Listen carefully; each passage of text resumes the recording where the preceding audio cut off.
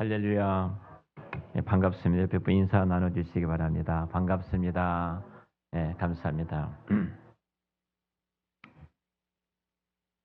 저는 몇 주 전에 부산인가요? 그쪽에서 새 여학생이 극단적인 선택을 했던 아픈 사건을 들으셨을 줄로 압니다. 이런 일이 일어났을 때 국가적으로 굉장히 위기의식을 가져야 할 것입니다. 마음이 참 무거웠습니다.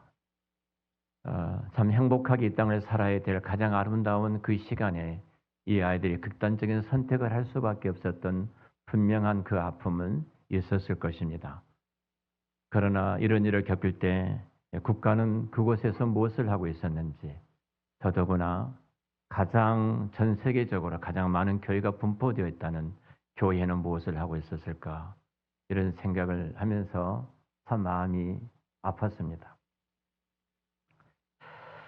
대부분이 이런 극단적인 선택을 하든 혹은 나는 불행하다고 생각하는 사람들을 보면은 그 많은 어떤 불행의 조건을 갖고 있기 때문에 그런 것은 결코 아닙니다. 사람이 도대체 우리를 불행하게 만든 것이 무엇일까요? 모든 것들이 불행하기 때문에 불행하다고 생각하는 사람은 정말로 없을 겁니다. 그런 분도 계시겠죠. 몸은 신체적으로 불구의 몸을 갖고 있고 내가 마땅한 거처도 없고 하루하루 내가 어떻게 먹고 살 수 없는 그런 모든 조건이 아픈 조건을 갖고 살아가는 사람도 우리 중에 있을 것입니다. 그러나 대개는 그렇지 않습니다. 대부분이 괜찮은데 한두 가지 때문에 나는 참 불행하다, 이렇게 생각하는 사람들일 겁니다. 모든 부분이 다 불행하기 때문에 불행하다는 사람은 거의 없을 겁니다. 사실 그 남들이 보기에는 괜찮습니다. 또 우리가 보기에도 괜찮습니다. 근데 본인이 생각하기에 이것이 너무나 불행하다고 하는 그 생각이 들어오는 순간 그 압박을 이기지 못하고 극단적인 선택하는 참 아픔이 있는데요. 오늘 본문에 등장했던 아브라함이 그러지 않았나, 그런 생각을 가져봅니다. 아브라함은 굉장히 많은 양떼와 소떼와 그리고 그의 종들을 거느리고 있는 거부였습니다. 조금 전에 그들라오멜과 그 연합군들과 함께 전쟁을 해서 승리를 거두고 왔던 대단한 어떤 영광을 누리고 있었던 사람이 아브라함입니다. 누구도 이제는 아브라함을 무시할 수가 없습니다. 그런 막강한 힘을 갖는 사람입니다. 근데 아브라함이 풍성한 삶을 누리지 못하고 깊은 영적인 침체에 빠져 있습니다. 깊은 영적인 침체에 빠져 있기 때문에 하나님께서 아브라함에게 찾아오셔서 두려워하고 있기 때문에 두려워하지 말라, 아브라함의 심중을 깨뚫어 보신 하나님이 그렇게 말씀하셨겠죠. 왜 아브라함이 두려워했을까요? 여러 가지 이유가 있을 겁니다. 사실 아브라함은 목자에 불과했던 사람입니다. 그러지 않습니까? 양을 치는 목동에 불과했던 사람이 조카의 소식을 듣고 자기가 거느린 자기의 종들을 데리고 나가 그들로 오멜과 연합군들, 소돔과 그 지역에 있었던 5 왕들이 연대해서 싸웠지만 승리하지 못하고 패배했던 그 그들라오멜과 전쟁을 하게 되죠. 그 전쟁의 승리를 거두게 됩니다. 전쟁의 승리를 거둔 이후에 아브라함 자신을 한번 돌아봤을 겁니다. 우연히 내가 이 전쟁의 승리를 거두었다, 그리고 나의 실체를 이제 모든 사람들이 알게 되지 않았을까? 그런 마음이 들지 않겠습니까? 그리고 그돌라오멜이 제 2번째, 3번째 어떤 전력을 정비해가지고 다시 나를 공격해 온다면 내가 어떻게 될 것인가? 그런 두려운 마음이 아브라함 마음속에 찾아오지 않았을까? 그런 생각이 되어집니다. 분명히 두려움이 있습니다. 오늘 성경이 분명히 이렇게 1절에 그 일 후에라고 말한 것은 그돌라오멜과 전쟁을 하고 난 이후에, 승리를 거둔 이후에 그의 마음에 침체된 상태를 지금 말씀을 하고 있거든요. 또 이런 생각이 들었을 겁니다. 그 2절 이하의 말씀을 보면은 아브라함이 전쟁에서 승리를 거두고 큰 거부가 되고 그리고 막강한 힘을 가졌습니다. 근데 이것이 무슨 소용이 있어? 나는 아들이 없는데, 나는 자식이 없는데, 당시의 고대 근동 지방에서 아들이 없다는 것은, 자식이 없다는 것은 모든 것을 끊어짐을 말을 합니다. 단절과 끊어짐을 말을 해요. 그래서 자녀가 없다는 것은 그 생명을 이어가야 될, 유업을 이어가야 될 자인데, 그 유업이 이어갈 자가 없다는 것은 그들 마음속에 늘 저주받은 자로서 생각을 하는 겁니다. 그러니까 아브라함이 내가 이렇게 큰 부를 얻고 성공했다고 할지라도 이 유업을 이을 아들이 없는데, 내 생업을 이을 아들이 없는데, 내 뒤에서 모든 것이 끝날 될 텐데, 이런 마음이 아브라함 마음속에 큰 두려움이 찾아왔을 거예요. 여러분 그러지 않습니까? 내가 세상적으로 성공을 했습니다. 잘 나갑니다. 내 자식이 개차반입니다. 내 자신에게 이 재산 물려주었다는 하루도 가지 못해 다 말아먹을 텐데, 내가 성공이 무슨 소용이 있어? 내가 돈을 번든 무슨 소용이 있어? 내가 재산을 쌓아놓은들 무슨 소용이 있어? 무슨 일이 날지 모르는데. 그런 마음이 들지 않겠습니까? 아브라함도 역시 그런 마음이 들어졌을 겁니다. 뿐만 아니라 그가 들어왔던 여러 가지 이유 가운데 또 한 가지는, 당시에 다른 부족들과 참 잘 살았을 겁니다.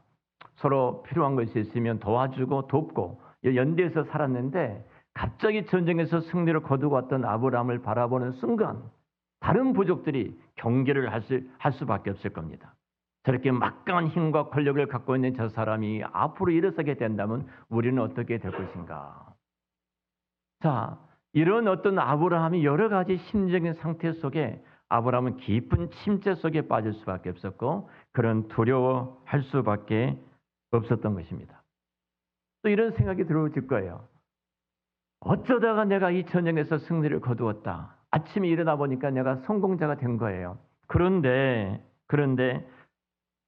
내가 만약에 적들이 또 쳐들어온다면, 2번, 3번, 4번 쳐들어온다면 나는 이길 수가 없을 텐데. 자, 이런 마음이 아브라함을 깊은 침체에 빠지게 했을 것입니다. 자, 이런 마음을 갖고 있었던 아브라함에게 하나님이 찾아오신 거예요. 다시 말하면은 하나님이 찾아오셨다는 것은, 아브라함아, 내가 너의 형편을 잘 알고 있다, 이 말이에요. 자, 아브라함은 두려워하고 있잖아요.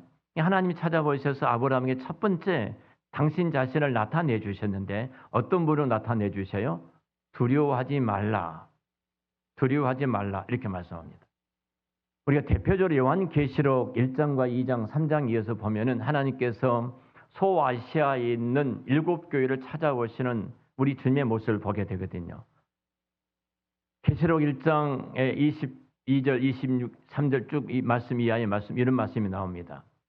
하나님은 우리 예수님은 살아계신 우리 주님이신데, 오른손에 7별을 붙잡으시고 7 금촛대 사이를 거니시는 분, 이렇게 예수님을 소개하고 있어요. 자, 이 오른손에 7별을 붙잡고 계신다. 자, 교회에 찾아오셨어요. 그 교회 7별을 딱 붙들고 계신 거예요. 자, 이 교회 형편이 어떻다는 거예요?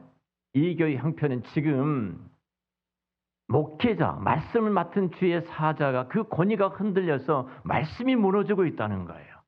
성도들이 목사를 바라볼 때 아주 우습게 여기는 그 교회입니다. 그런 목사의 권위가, 말씀의 능력과 그 권위가 무너지는 그 교회를 보시면서 오른손 7별을 붙잡고 계신다는 사실은, 주님께서 말씀을 전하는 내가 너를 붙들고 있다, 이 말이에요. 그러면서 주님으로 찾아오신 거예요. 너는 두려워하지 말아라. 담대하게 말씀을 전해라. 내가 너를 붙잡고 있는 이상 누구도 너에게 함부로 할 수가 없을 것이다. 이렇게 찾아오신 거예요. 또 요한계시록에 보면은 예수님께 죽었다 살아나신 이가 가라사대, 이렇게 말합니다. 죽었다가 살아나서 나신 이가 가라사대. 자, 이 교회 형편이 지금 어떻다는 거예요? 많은 성도들이 순교를 했다는 겁니다. 많은 성도들이 고난을 당하고 순교했던 이 교회를 바라보시면서 우리 주님이 죽었다 살아나신 이 말은, 너희들의 순교자가 참 많이 있다면 걱정하지 마. 내가 죽었다 살아나는 것처럼 그들은 죽지 않았어. 그들도 나와 동일하게 살아날 거야. 자, 이 말씀 뭐예요? 주님이 지금 알고 계신다는 거예요. 우리 한사랑교회 형편을 알고 계시고, 저와 여러분의 모든 사정을 낱낱이 우리 주님은 알고 계신 줄로 믿습니다. 그렇게 주님이 찾아오신 거예요. 요즘으로 좀 예를 든다면 이렇게 말할 수가 있을 것입니다. 예를 들면은 어느 교회가 폭격으로 안전하게 부서졌습니다. 자, 폭격으로 부서진 그 교회에 우리 주님께서 찾아오신다면 어떤 모습으로 찾아오시겠습니까? 작업복을 입고 공구를 들고 많은 일할 수 있는 사람들을, 일할 천사들을 들고 그 교회에 찾아오시는 모습. 이 교회가 폭격으로 무너졌지만 내가 이 교회 형편을 잘 알아. 내가 다 수리해 줄게. 그런 모습이에요. 어떤 교회가 아주 잔인한 놈 때문에 이 교회가 굉장히 큰 위기에 직면했습니다. 자, 이 교회를 알고 계신 주님은 어떤 모습으로 찾아오실까요? 군복을 입으시고 기관단총을 들고 우리 주님은 그렇게 찾아오시지 않을까요? 이 교회 함부로 했다는 너희들 다 갈겨버릴 거야. 어느 교회는 모든 성도들이 다 병이 들어서 이게 죽어가고 있다면 우리 예수님이 어떤 모습으로 찾아오실까요? 우리 예수님은 하얀 가운을 입으시고 천사들을 간호사들로 동원해서 그 교회를 치료하는 의사로 찾아오실 겁니다. 이 말은 주님이 알고 있다는 겁니다. 지금 아브라함을 알고 계시는 거예요. 아브라함 마음 상태가 어떤지, 그들과 오멜과 전쟁에서 승리를 거둔 이후에 갑자기 그가 큰 두려움이 찾아와 침체에 빠졌던 그 아브라함을 찾아오셔서 아브라함아 두려워하지 말라 이렇게 말씀을 하고 계십니다. 그리고 그렇게 두려워하지 말라고 말씀하시면서 하나님께서 두 가지 깨우는 믿음을 일으키는 말씀을 하고 계십니다. 나는 너의 방패고 내가 너의 상급이다. 자, 오늘 성경이 이렇게 말하죠. 환상 가운데 하나님이 찾아오셨다. 구약에서는 환상 가운데 하나님이 찾아오십니다. 그리고 자기 백성을 찾아오셔서 말씀하셔요. 자, 신약에서는 하나님께서 말씀을 목사를 통해서 말씀을 전하는 설교 가운데 우리 주님이 찾아오시기도 하고요. 우리가 성경을 읽는 가운데 그 성경 읽는 그 시간에 우리 주님이 찾아오시기도 하고요. 그 말씀을 묵상하는 시간에 주님이 찾아오셔서 말씀하시기도 하고요. 어떤 때는 우리가 경건한 성도들과 아름다운 신앙의 교제를 나눌 때 주님이 찾아오셔서 우리에게 말씀하시기도 합니다. 그런데 그 중에서 가장 강력하고 무게 있는 것이 주님은 택한 자기 백성들을 주일날 온 교회가 함께 모여서 주께서 친히 오늘 우리 가운데 말씀하고 계신 줄로 믿습니다. 그 말씀이 가장 강력하고 능력이 있습니다. 자, 믿음을 깨우는 말씀입니다. 하나님께서 자기 자신을 드러내셨죠. 두려워하지 말라. 그렇게 말씀하셔요. 자, 환상 가운데 찾아오셨던 우리 주님이 찾아오시는 순간 말씀을 들으니까 해결책이 있구나. 전혀 해결책이 없이 두려웠던 그 마음속에 해답이 있구나. 소아시아에 있는 7교회에 찾아오셨던 주님은 그 교회 한 면면을 다 보시면서 찾아오셨던 모습, 우리 주님의 모습은 그 교회의 모든 해답을 갖고 그 교회의 문제를 알고 그 문제를 가지고 오셨던, 해답을 가지고 오셨던 우리 주님이셨던 것처럼 주께서 우리에게 말씀하실 때 우리 안에 믿음이 일어나게 되어집니다. 마음이 달라지기를 시작합니다. 그리고 잠자고 있는 믿음이 다시 불러일으켜집니다. 마치 캄캄한 방에 우리가 전등을 켜면 방이 환해진 것처럼 내가 두려움과 걱정과 근심 속에서 안절부절하고 있는 우리들에게 주께서 말씀하실 때 그 말씀이 한순간에 그 불안과 모든 공포들이 사라지고 마음의 평안과 기쁨이 찾아오는 것처럼 정말 하나님께서 모든 해결책을 가지고 계시구나. 반드시 하나님은 이 문제를 해결해 주실 거야 하는 믿음이 생기기를 시작한 거예요. 두려워하지 말라고 말씀하셨죠. 성경에 두려워하지 말라는 말씀이 약 80번 정도 기록이 되어 있습니다. 그러니까 이 말씀은 어떻게 보면은 한 번도 아니고 특별히 80번 말씀을 했다는 것은 하나님께서 이 땅을 살아가는 하나님의 백성들이 이 세상이 얼마나 악하고 어두운지 우리 인간의 힘과 의지로는 살아갈 수 없는 수많은 영적인 육적인 일들이 부딪히고 있다는 사실을 잘 알고 계신 거예요. 아브라함이 그랬던 것처럼. 그러나 특별히 아브라함을 두려워하지 말라고 찾아오셨던 하나님이 그 앞에 한 말씀을 더 붙입니다. 아브라함아 그 이름을 불러주고 계십니다. 아브라함아 두려워하지 말라. 여러분 두려워하는 여러분에게 주님이 찾아오셔서 두려워하지 말라. 그렇게 말씀하실 때 하신다면 우리가 얼마나 행복하겠습니까? 그런데 이 말씀은 아브라함에게 하신 것이 아니에요. 아브라함의 아들 이삭에게도 동일하게 두려워하지 말라. 그 이삭의 아들 야곱에게도 동일하게 두려워하지 말라. 그리고 당시에 최고의 왕 중의 왕이었던 다윗 왕에게 찾아오셔서 다윗 왕에게 두려워하지 말라. 신약에 찾아 넘어와서는 우리가 잘 아는 사도 중에 사도였던 바울에게 바울아 두려워하지 말라. 내가 너와 함께하마. 그러니까 아브라함에게만 그렇게 말씀하신 것이 아니라 택한 모든 하나님의 백성들에게 동일하게 두려워하지 말라. 그렇게 하나님께서 말씀하고 계신 줄로 믿습니다. 두려워하지 말라. 그러면서 두 가지 응답을 주십니다. 두려워서는 안 될 두 가지 조건을 우리에게 허락해 주신 거예요. 그 중에 한 말씀이 내가 너의 방패다고 말해요. 방패다. 여러분, 이 말은, 방패란 말은 내가 하나님의 개인적인 보호 아래, 그 날개 아래 내가 있다는 사실입니다. 이 땅에는 금방패도 있습니다. 돈이면 얼마나 좋습니까? 그 돈이 모든 것 나를 지켜주리라 생각하는 사람도 있습니다. 은방패도 있습니다. 그러나 하나님께서 우리의 방패가 되어주신다는 것은 가장 강력한 방패입니다. 우리가 영적이든 육적이든 이 땅에 살아가는 두려워할 수밖에 없는 일들, 눈에 보이지 않는 숨은 영적인 싸움에 있는 그 일들, 또 육적으로 있는 그 모든 일들, 하나님이 나의 방패라 하면은 어떻게 해야 될까요?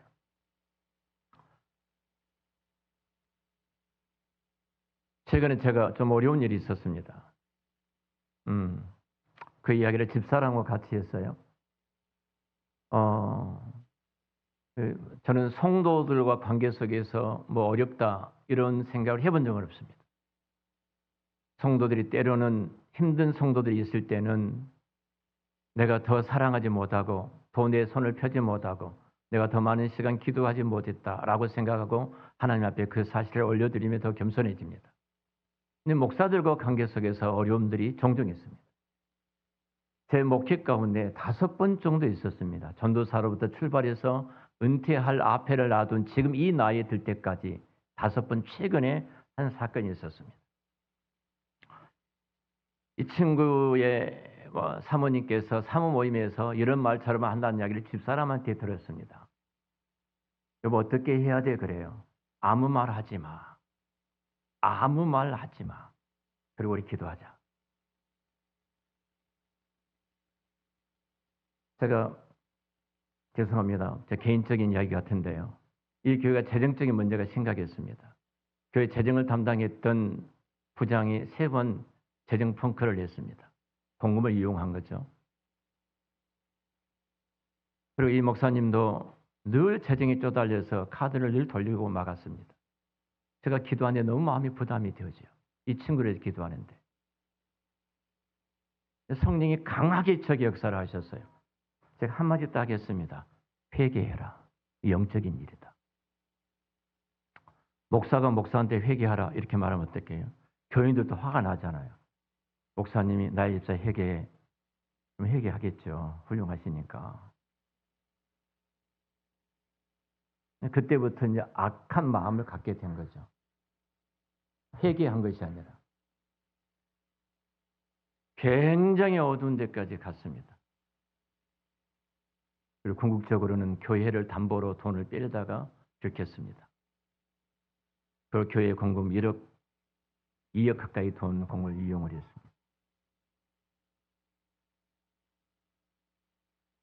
그리고 이제 큰 사건이 생긴 거죠.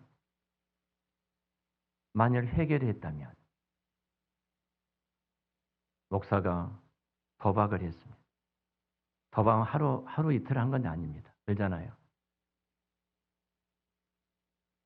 도박하는 사람은 옛날에 손을 다 잘라내도 도박을 한다고 하잖아요. 이분 누구는 모두가 죄인인데 너도 죄인이고 나도 죄인이요. 모두가 죄인인데 내가 한마디 딱 했습니다. 모두가 죄인이지만 은혜 가운데 있는 사람은 다르다. 그 다른 것이 회개다. 회개다.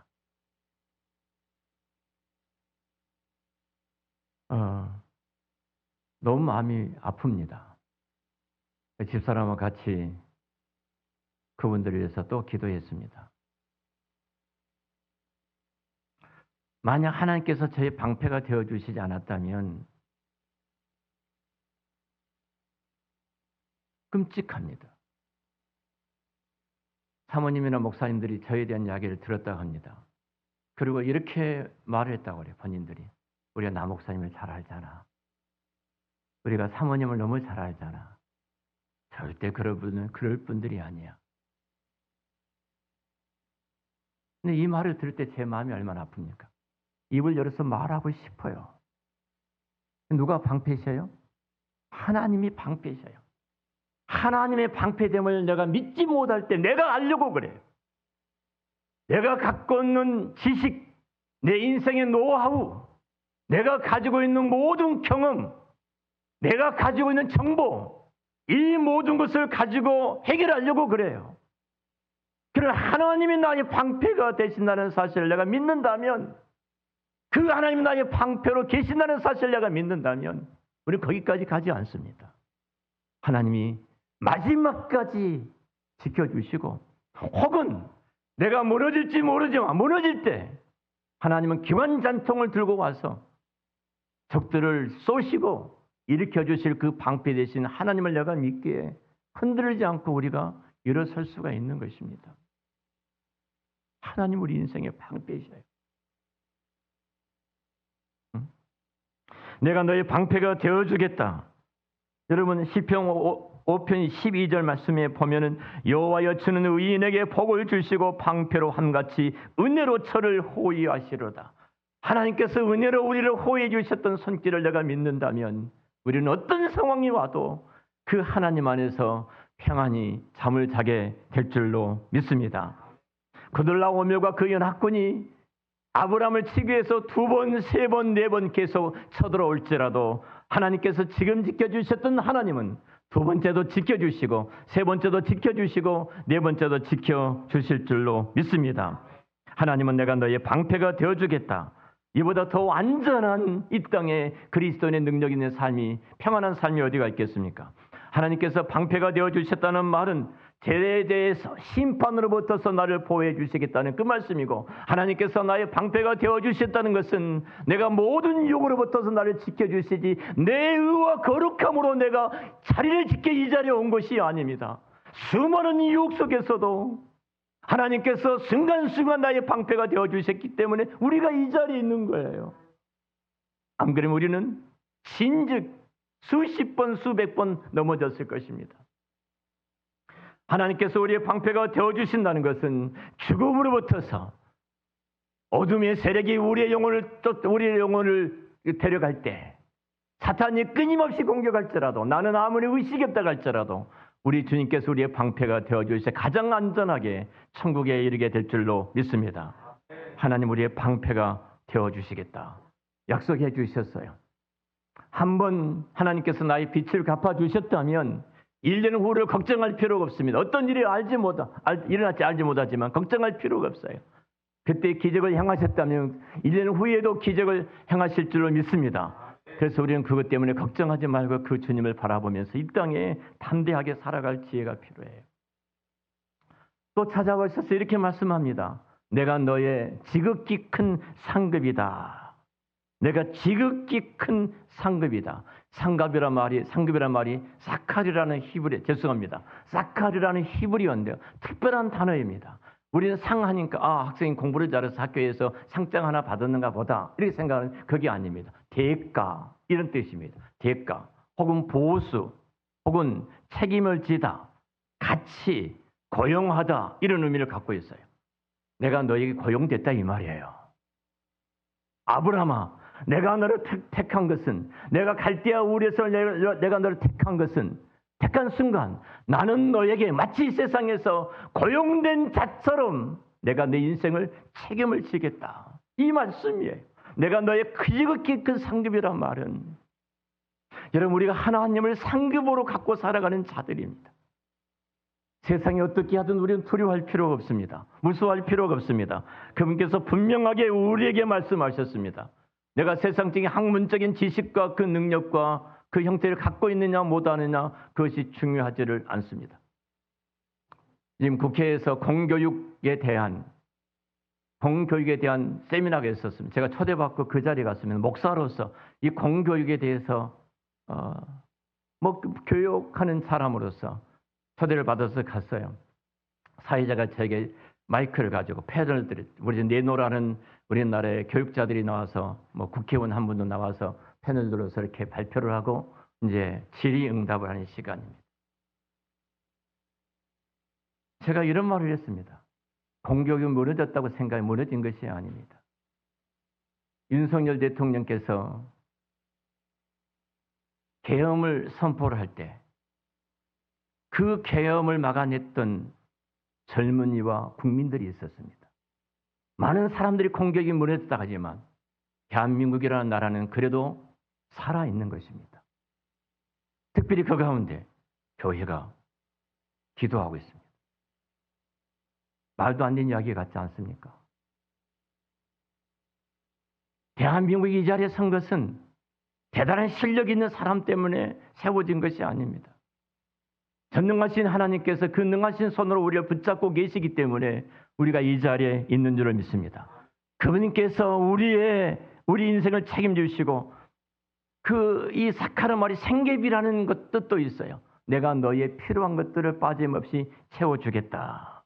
이 말씀도 있습니다. 그분이 우리의 상급이, 즉 큰 상급이 되어주시겠다 약속하셨어요. 여러분, 아브라함이 잘나서 하나님의 상급이 되어주셨습니까? 아브라함이 특별하기 때문에 상급이 되어주셨습니까? 아브라함은 수십 번, 수백 번 넘어진 연약한 사람이었습니다. 근데 하나님이 찾아오셔서 말씀하신 거예요. 그가 잘나고 똑똑하고 한 것이 아닙니다. 하나님의 택하시 주셨던 절대적인 주권 속에 그 손 안에 아브라함이 있기 때문에 아브라함이 일방적인 그 은총을 입었다는 사실이에요. 우리도 역시 마찬가지입니다. 말씀을 마치겠습니다. 하나님께서 끝까지 우리를 지켜주시는데 왜 우리가 두려워해야 합니까? 분명히 하나님께서 아브라함에게 찾아오셔서 말씀하신 것은 지금 광야에 있는 이스라엘 백성들이 처음으로 제가 늘 말씀을 드립니다만 1차 성문화된 모세로부터서 기록된 하나님의 말씀을 수신되었던 수신자들입니다. 기록된 말씀을 받은 이스라엘 백성들이에요. 자, 이 백성들이 아브라함이 이 사건을 바라볼 때 어떻게 이 사건을 그들이 접목했겠습니까? 광야는 죽음의 땅입니다. 광야는 사망의 땅입니다. 광야에서 인간이 생존하는 것은 불가능합니다. 저들이 40년 동안 그 광야에서 농사를 짓지 않고 걷고 살아간다는 것은 인간의 이성으로는 도무지 할 수 없는 일입니다. 수많은 독충과 불뱀들이 가득한 곳이 광야입니다. 그들은 두려워할 수밖에 없습니다. 자, 봐라. 아브라함이 두려워할 때 하나님께 찾아와 두려워하지 말라. 내가 너희의 방패고 내가 너희의 상급이라 했던 것처럼 내가 너희들의 방패야. 어떤 족속들도 너희들이 치지 못할 것이고 이 광야의 뜨거운 사막 속에 너희들이 죽음의 그 골짜기를 지날지라도 그 정갈과 불뱀들이 너희들을 해치지 못하도록 내가 너희들을 막아줄 것이며 뜨겁게 태양열이 장렬했던 40도가 넘은 그 사막 가운데 밤에는 5도 이하로 떨어지는 차가운 그 냉기 속에 내가 너희들의 방패야. 내가 불기둥과 구름기둥으로 내가 너희들을 보호해 주겠다. 그리고 아브라함의 모든 그 생계비를 대주셨던 책임지겠다고 내가 너의 고용되었다고 찾아오셨던 하나님께서 내가 너희들에게 붙잡힌 바 된 고용된 자야. 내가 너희들의 필요를 채워주지 않겠니? 이른 아침에 만나를 내려주셔서 자기 백성들이 필요한 것들을 공급해 주셨고 물이 없던 그 광야의 하나님은 반석을 열어서 그 백성들의 물을 공급해 주셨습니다.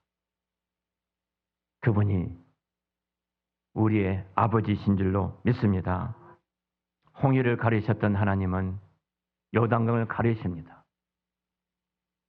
여리고성을 무너뜨렸던 하나님은 아이성을 무너뜨리셨습니다. 하나님께서 아브라함과 함께 하셨던 것처럼 광야에 있는 이스라엘 백성들과 함께 하셨던 것처럼 그 하나님은 동일하게 저와 여러분과 함께 하신 줄로 믿습니다. 두려워하지 말라. 내가 너의 방패고 지극히 큰 상급이다. 그 하나님과 이 세상을 가장 멋지게 동행하는 그 삶이 되시기를 우리 주의 이름으로 축원합니다. 기도하겠습니다.